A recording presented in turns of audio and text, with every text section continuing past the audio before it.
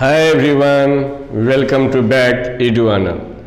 Okay dear student, today I have brought for you second chapter from 12th Bihar Board,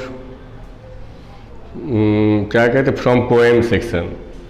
आज मैं आप लोगों के लिए जो है बिहार बोर्ड का 12th का 100 मार्क्स का जो अंग्रेजी है उसका मैंने आप लोगों को 2-3 पोएम पढ़ा चुका हूँ, जिसमें कि सुटेस्ट love, I do not go मैं पढ़ा चुका हूँ और मैं आप लोगों को माय ग्रैंड मदर भी पढ़ा चुका हूँ। और आज मैं आप लोगों को पढ़ाने जा रहा हूँ सॉन्ग ऑफ माई सेल्फ। यह कविता जो है ये आपको बिहार बोर्ड आपको 12th से है, जो हर एक छात्रों के लिए कंपलसरी है। और मैं ऐसे करके एक एक करके मैं हर एक वीडियो बनाऊंगा, हर एक चैप्टर का मैं वीडियो बनाऊंगा। अगर आप लोग मेरा इससे पहले वाला वीडियो नहीं देखे हैं तो उसको आप देख लेंगे और आप बढ़िया से इस कविता को समझेंगे। इस कविता के अंदर जितने भी शॉर्ट क्वेश्चन होगा या इसका समरी होगा या इसमें जितने सारे ऑब्जेक्टिव होगा, ईच एंड एवरी क्वेश्चन अभी आप तुरंत क्लियर करने के लिए जा रहे हैं इस वीडियो के अनुसार।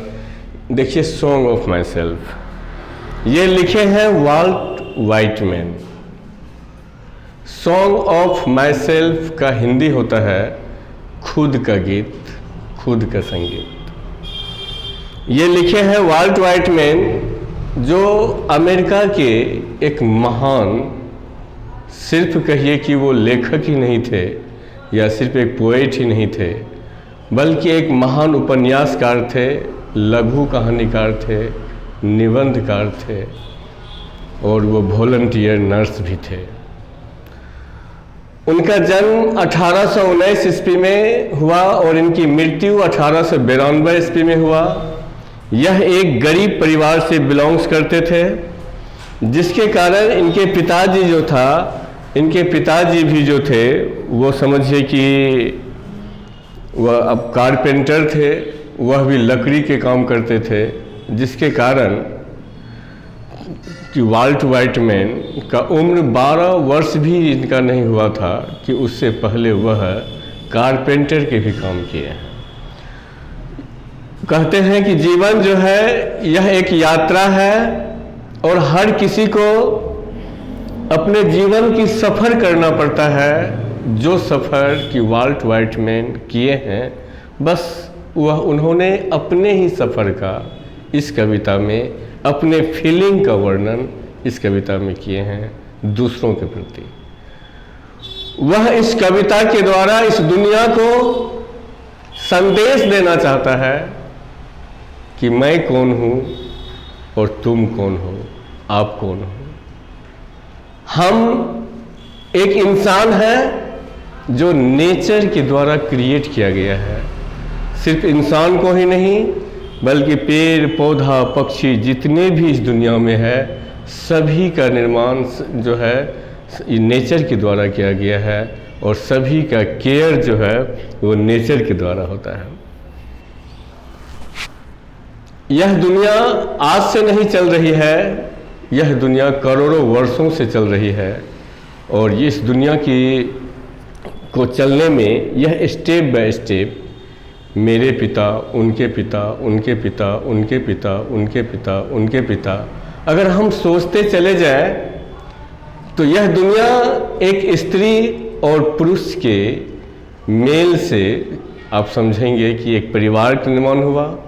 उसी परिवार से एक समाज बन गया, उसी समाज से जो है गांव हो गया, उसी गांव से शहर हुआ, उसी शहर से राज्य हुआ, उसी राज्य से देश हुआ, उसी देश से महादेश हुआ। हम अगर इस दुनिया के बारे में थोड़ा सा अगर कंसीडर करें, विचार करें, सोचें तो मनुष्य से पहले इस दुनिया में जानवर था, उससे पहले इस दुनिया में जलीय जीव था और जलीय जीव से पहले यह दुनिया एक चट्टान के जैसा था। ये तो पृथ्वी सूर्य का टुकड़ा था, यहाँ कुछ नहीं था। हजारों साल, करोड़ों वर्ष गुजर गए, जब इसे यह ऊपर की सतह जो है पृथ्वी का वो जो ठंड पड़ा और जिसमें कि सूक्ष्म जीवों का निर्माण हुआ और सूक्ष्म जीव से जलीय जीव में कन्वर्ट हुआ, जलीय जीव से जो है एनिमल में कन्वर्ट हुआ और एनिमल से जो है सो हम मानव की प्रादुर्भाव हुआ। तो हम मानव जो है, ये जितने सारे मानव है वो तो सेम है, इसमें तो कहीं कोई डिफरेंस नहीं है, कोई अंतर नहीं है। हमारे समाज को कुछ लोग बांटने वाले हैं, जो कहते हैं कि वो ब्राह्मण है, वो राजपूत है, वह जादव है, वह डोम है, वह हिंदू है, वह मुस्लिम है।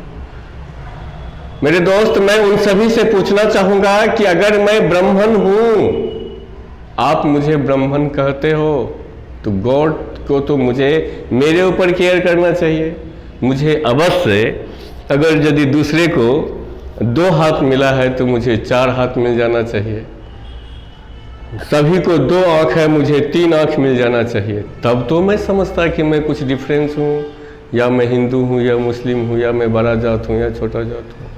तो यह जो हमारे बीच में जो यह जातीयता की जो संकीर्ण दीवारें हैं, उस दीवार के बारे में ये वाल्ट व्हाइटमैन इस कविता के माध्यम से हम सभी को संदेश देते हैं। वो कहते हैं कि I celebrate my self and sing for my self. कि देखिए, हर व्यक्ति जो इस दुनिया में जन्म लेता है तो वो अकेले आता है और अकेले इस दुनिया से चले जाता है। जब वो जन्म लेता है तो जन्म लेने के बाद उसके पास अनेकों तरह के रिश्ताएं होता है, मम्मी पापा, भाई बहन, मौसी मौसा, चाचा चाचा। लेकिन अकेले वो आता है, और यदि उसकी मृत्यु होती है तो वो अकेले वो इस दुनिया से चले जाता है और सारे रिलेशन उसे देखते रहता है। तो यहाँ पे कवि का जन्म अमेरिका में हुआ है और कवि अपने आप को संतुष्ट है।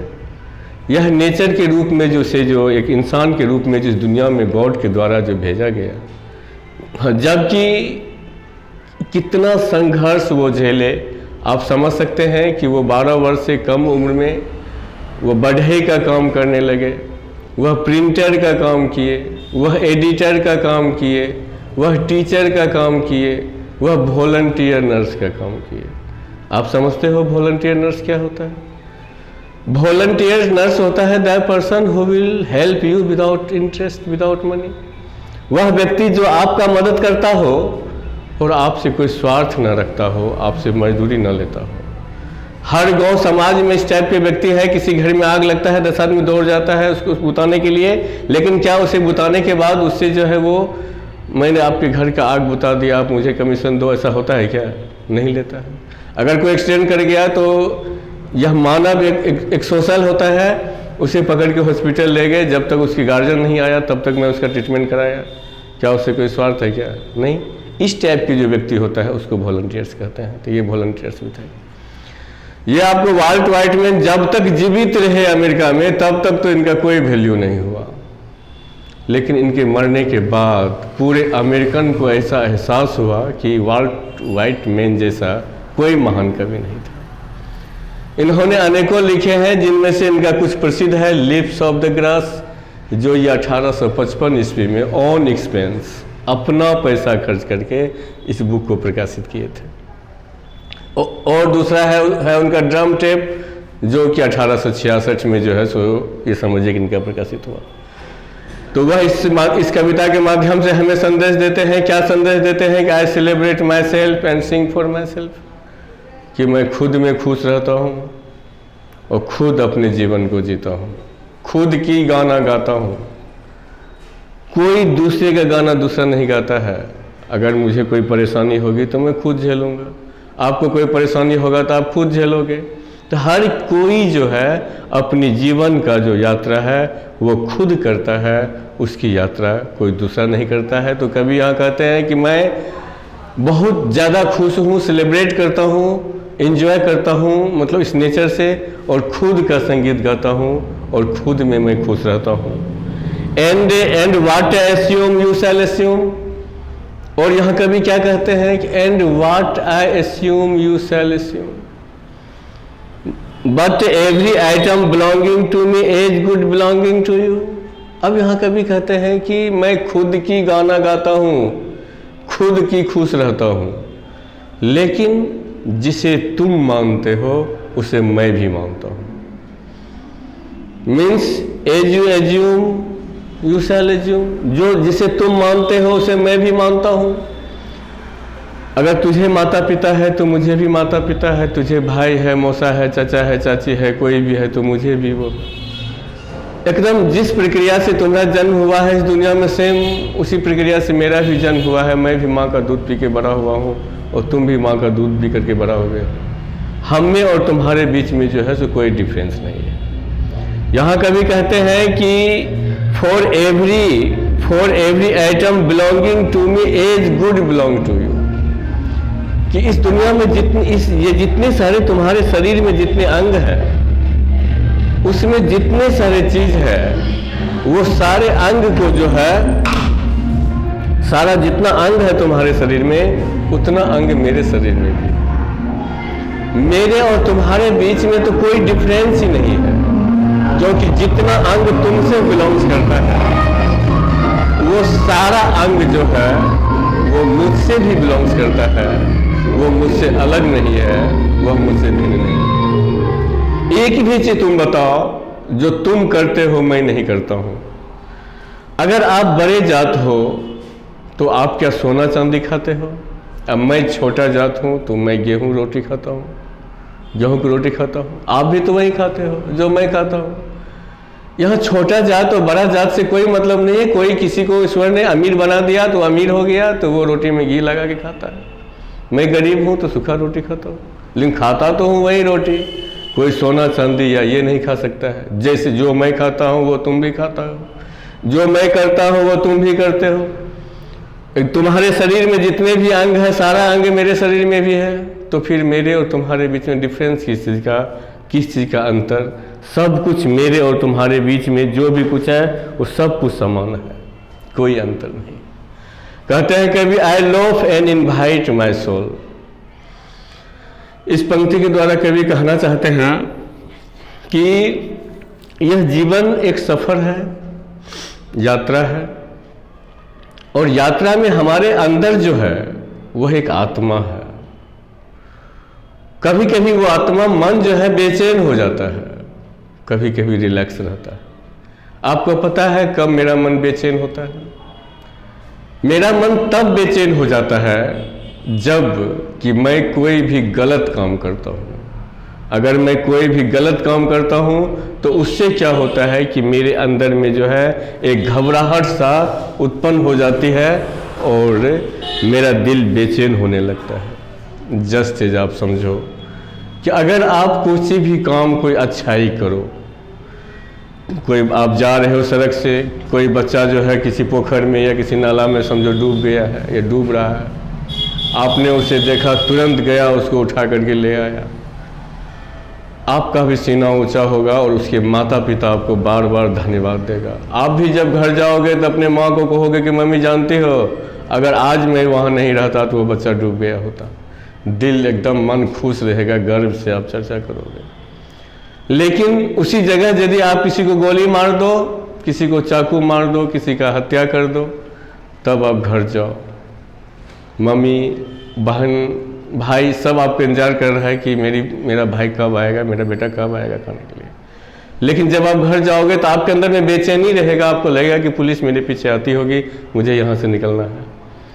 तो जीवन आपकी तबाह हो जाती है। यदि हम सही काम करते हैं तो मेरा मन पूरा प्रफुल्लित हो जाता है, खुश हो जाता है। तो यहाँ कवि कहते हैं कि यदि हम अपने आत्मा को इनवाइट देते हैं, सोल, क्योंकि सब कुछ महसूस तो वही करता है। आप देखोगे कि यदि जो काम आपको नहीं करना चाहिए वो काम यदि आप कर रहे हो तो आपका मन गहवलित हो रहा है, आप भयभीत खा रहे हो, आप परेशान हो रहे हो। लेकिन जो काम आपको करना चाहिए वो काम यदि आप कर रहे हो तो you have no any problem, you can do. आपको कहीं कोई दिक्कत नहीं है, वो काम आप आसानी से जो है सो कर सकते हो। तो यदि हम कोई भी गलत काम करते हैं तो मेरे अंदर जो आत्मा है उसे चुभन सा महसूस होती है। कहते हैं कि I lean and loaf and my ease observing a spear of summer grass. यदि हमसे कोई गलती होता है, मैं कोई गलत काम करता हूँ जो मुझे नहीं करना चाहिए, तो मेरा मन जो है वो इस प्रकार बेचैन होता है जैसे मानो कि जैसे आप लोग तीसी समझते होंगे, तो तीसी को यदि काट लिया जाता है ना, तो उसके नीचे में जड़ होता है, खुट्टी होता है, जिस पर हाथी को भी चलने में लफड़ा होता है। उस पर यदि कोई खाली पाँव चले तो उसको जैसा चुभन सा महसूस होगा। या समझो कि आप कहीं चल रहे हो, अगर आपके पाँव में कोई कांटी धंस गया या बबूल का कांटा धंस गया, उस समय जैसा आपको चुभन सा महसूस हो, इसी टाइप का चुभन सा हमारे मन को, हमारे दिल को तब चुभन महसूस होती है जब हम कोई गलत काम करते हैं जो हमें नहीं करना चाहिए। और वो उसी टाइप से समरग्रास के जैसा हमको एहसास होने लगता है यदि हम कोई भी गलत काम करते हैं। तो क्योंकि अच्छा क्या है, खराब क्या है, यह आपको किसी से पूछने की आवश्यकता नहीं है। मन में झांक करके आप देख लो, आपको सब चीज़ एहसास हो जाएगा कि ये अच्छा है या ये खराब है। और यहाँ कभी कहते हैं कि my tongue every atom of my dead, every atom of my blood formed from this soil, this air, born here of parents, born here from parents, the same, and their parents the same. I know 37 years old is perfect health. अब देखिए यहाँ पे कवि क्या कहते हैं कि कवि कहते हैं कि यह दुनिया जो आज से नहीं चल रही है, हजारों वर्षों से चल रही है, लाखों वर्षों से चल रही है। और इस दुनिया में जो है, इस देश में जो है, मेरे पिता, उनके पिता, उनके पिता, उनके पिता, उनके पिता, जैसे मेरे जो पेरेंट्स हैं उनके भी पेरेंट्स उनको ऐसे ही जन्म दिए होंगे, उनके भी पेरेंट्स उनको ऐसे ही जन्म दिए होंगे। हर व्यक्ति जो इस दुनिया में आता है उसे माता पिता के ही द्वारा जन्म दिया जाता है, न कि वो आसमान से टपक जाता है। अब यहाँ कवि कहते हैं कि कोई जो है सो ब्रेनिस्ट हो जाता है, कोई आईएएस हो जाता है, कोई चपरासी हो जाता है, कोई बेरोजगार हो जाता है, तो वो लोग अपने कर्म के आधार पर होता है। इसलिए कि जब बच्चे जन्म लेते हैं तो सेम जन्म लेते हैं। हमारे देश के पीएम भी जो जन्म लिए होंगे तो वह भी एकदम निराधार, मतलब ऐसा बच्चा जिसको कोई ज्ञान नहीं रहता है। 6 महीना, साल भर, 2 साल के बच्चा को अगर आप हाथ में जहर दोगे तो जो जहर भी डाल देगा, अगर उसके हाथ में कुछ भी दोगे तो कुछ भी खा लेगा, लोहा को दिपा के दो उसको छू लेगा। तो एकदम उसी तरह नादान बच्चे के रूप में इस दुनिया में हर कोई आता है। अगर कोई ज्ञानी है तो वो अध्ययन करता है, मेहनत करता है, वो कर्मशील है, इसीलिए उसे आता है। अन्यथा जो मेहनत नहीं करता है वो उसको नहीं होता है। तो यहाँ कवि ये समझाना चाह रहे हैं कि इस दुनिया में जो भी कुछ हमें प्राप्त होता है वो इसी मिट्टी से होता है। आज जो है, जिस समय हम जन्म लिए होंगे उस समय मेरा वजन 2.5 किलो 3 किलो का होगा, और अभी मैं 65-67 केजी का हूँ। तो 67 केजी का हूँ तो इतना जो मेरा जो समझिए कि बढ़ा तो ये कहाँ से? नेचर से। कोई भी इंसान या कुछ भी है, अगर ये नेचर, ये ज़मीन अगर उपजना बंद कर दे, ये पेड़ पौधा फल देना बंद कर दे, ये पानी अगर ज़मीन के अंदर चले जाए, सूरज उगना बंद कर दे, तो कोई इंसान कुछ कर पाएगा?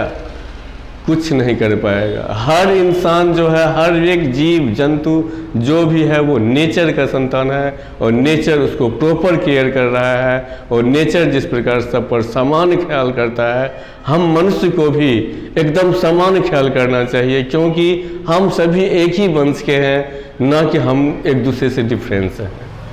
हम मनुष्य हैं तो मनुष्य ही मनुष्य को जन्म देता है। हम मनुष्य हैं, अगर हम उसको अगर ये गुना भाग करके जोड़ें तो देखिए आप कि सब एक ही, कहीं न कहीं एक ही वंश के जो हम लोग हो जाते हैं।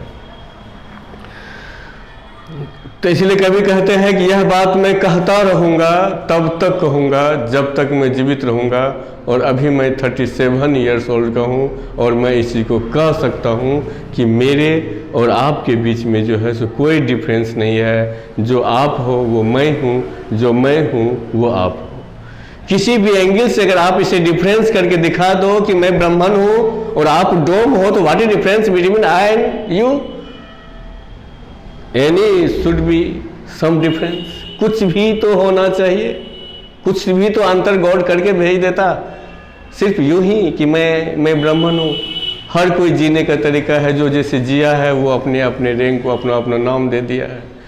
उसी डोम में जो है, किसी का बच्चा यदि आईएएस अफसर है तो उसका बच्चे को देखिए आप, जो रहने का तरीका है, पवित्रता है, उस आधार पर जो डिस्ट्रीब्यूट किया गया है, जो जैसे है उसको वैसे माना जाता है। लेकिन जहाँ तक हम जाति के समीकरण के दृष्टिकोण से देखते हैं तो यह जो है सो कर्म के दृष्टिकोण से भले ही इसको बांट दिया गया है, लेकिन हम में और आप में जो है सो कोई डिफरेंस नहीं है। जो आप हो वो मैं हूँ, जो मैं हूँ वो आप हो। यहाँ कभी कहते हैं कि hoping to see not till death, मैं तब तक कहता रहूँगा जब तक कि मैं मर नहीं जाता हूँ, जब तक मैं जीवित रहूँगा तब तक मैं कहता रहूँगा यह बात। Okay, creeds and schools in abeyance retiring back a while sufficient at what they are but never forgotten. अब यहाँ कभी कहते हैं creeds and schools in abeyance. Creeds and schools का अर्थ होता है थॉट ऑफ सिस्टम, सोचने का तरीका। देखिए इस दुनिया में बहुत तरह के लोग हैं, सबका अपना अपना सोच है, अपना अपना विचार है। कोई कुछ सोचता है, कोई कुछ सोचता है, कोई कुछ सोचता है। हम कुछ सोचते हैं, आप कुछ सोचते हैं।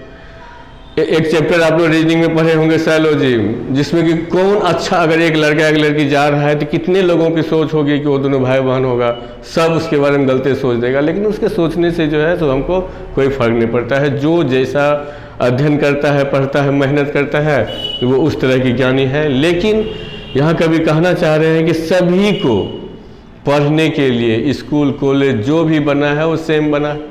जैसे यह ज्ञान जो हमें प्राप्त हो सकती है तो इसके लिए टैबलेट या इंजेक्शन नहीं मिलता है कि हम मार्केट में जा कर के कहीं पे ले लेंगे और मुझे याद हो जाएगी। मुझे ऑलरेडी पढ़ना ही पड़ेगा, मुझे अध्ययन करना ही पड़ेगा। चाहे आप IAS का बेटा हो या IPS का, PM का हो या CM का, you will have to study, without reading you can't get. आप बिना अध्ययन किए हुए आप प्राप्त नहीं कर सकते हो। तो देखो नेचर कहाँ परिवर्तन कर रहा है, नेचर तो सब पर अध्ययन कर रहा है। जो ध्यान देता है नेचर को वह नेचर से सीखता है, और जो ध्यान नहीं देता है वो नहीं सीख पाता है। यहाँ कभी कहते हैं आई हर्बल फॉर गुड और bad, I permit to speak at every hazard, nature without check with original energy. अब यहाँ कभी कहते हैं कि हमें सब चीज़ का एहसास है, अच्छा क्या है बुरा क्या है, मैं सब चीज़ को समझता हूँ।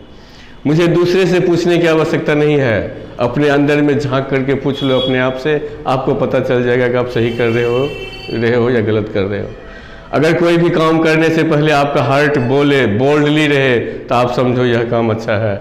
लेकिन यदि आपका हार्ट कांपने लगे, धक धक करने लगे, तो सोचो यह काम गलत है, तो हमें नहीं करना चाहिए। तो कहते हैं कि जैसे नेचर यह कोई परिवर्तन नहीं करता, यह जो है सो अमीर के भी घर पर बारिश होती है, गरीब के भी घर पर, उच्च वर्ग के भी घर पर, निम्न वर्ग के भी घर पर होती है।